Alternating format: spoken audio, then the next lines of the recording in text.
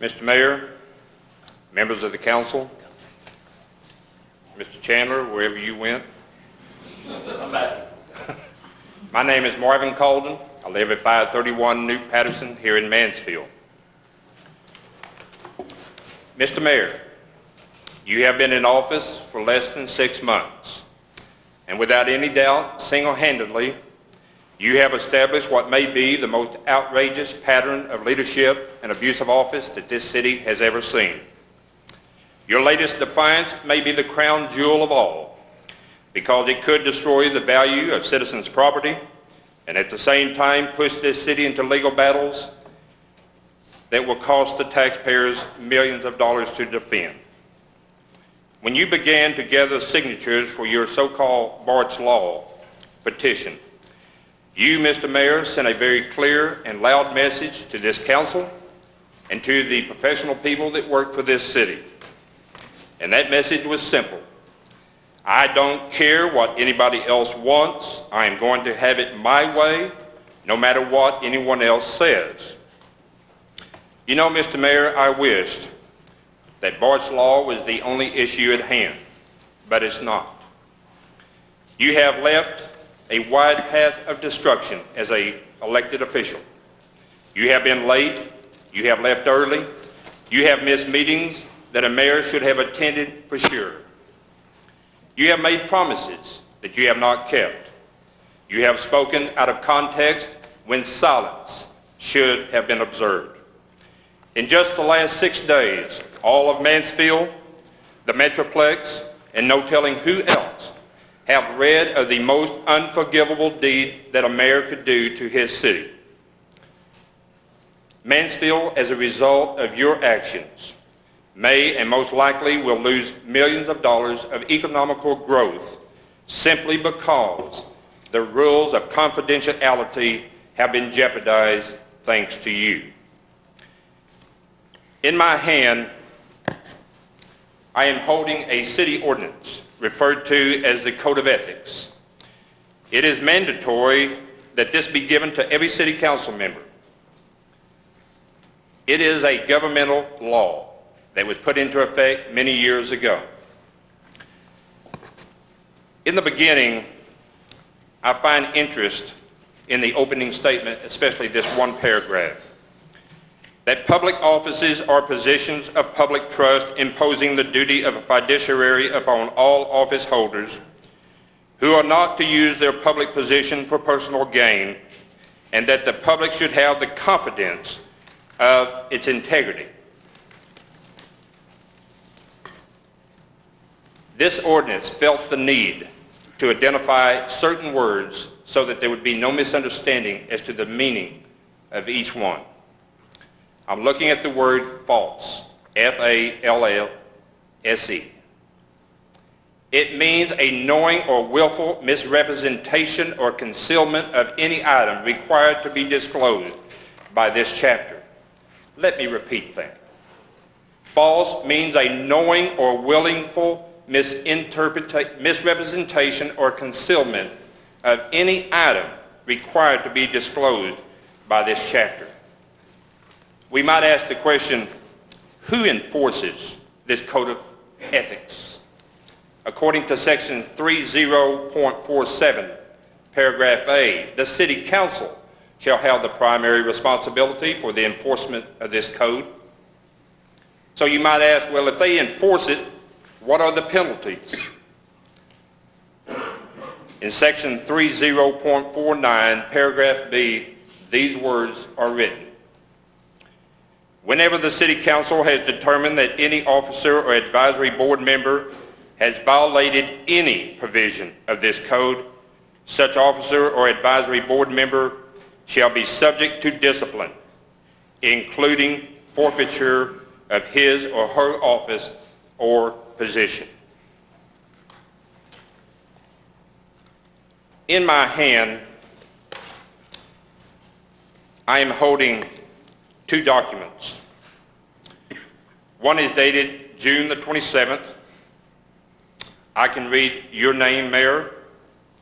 I can read the fact that somebody gave you $2,000. but under no circumstance can I read the names of whoever or whatever it was that gave you the money. 3 months later, you were called back into City Hall and you filed a correction affidavit. I know that you're a school teacher, and I was amazed at what you wrote. These are your words: accidentally misspelled, misidentified, contributing law firm's name. This was brought to my attention on Monday, September the 24th, 2007. The correct name of the contributing law firm is Linebarger, Grogan, Blair, and Sampson. Now let me get this straight. Mr. Calden, you need to wrap up. Your time is up. I have just a little bit more. Bear with me. You do with a lot of other people. According to what I have read, a close friend of 10 years who was like family, who also, according to you, was even the godfather of your child, happened to work for a law firm, and through his efforts, perhaps, you received a check for $2,000. But yet you didn't know how to spell the name of the law firm, or you didn't even know how to identify it, according to your words. And this law firm just happened to be doing business with the city of Mansfield. You know, Mr. Mayor, if somebody gave me $2,000, not only would I know how to spell their name, I probably would go to them in person and thank them for that endeavor.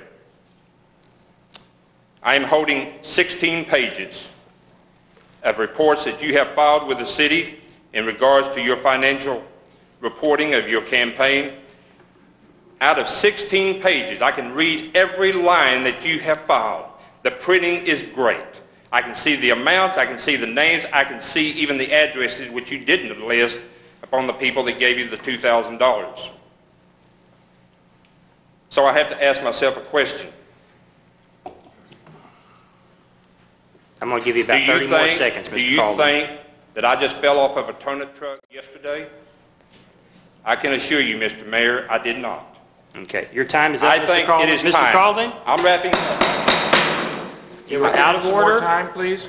He is out of time. It is limited to 5 minutes. We would like to give him some more time so he can finish his statement. I second that.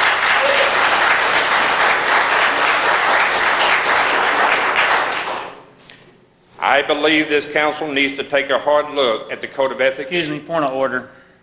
We would need a motion to suspend procedural rules of council that clearly dictate the length of citizens' comments. If we're going to do that, then we're going to, I would like to see a motion as to how long we're going to allow citizens' comments. Obviously, we have a lot of folks here that would like to make comments. I'm interested in hearing citizens' comments. At the same time, they're also interested in us conducting business and getting business done in a timely manner. So I'd like to see a motion as a point in order, because one has not been fully done. I'll make that motion not to exceed 5 additional minutes. I'll second it. All right, we have a motion by Mr. Lehman and a second by Mr. Haynes for tonight to allow council comments for a total of 10 minutes. Is that correct? No, Citizens' this comments. presenter. Citizens' comments, not council comments. I'm sorry, citizen comments. Just for this presenter. For this presenter. For this presenter.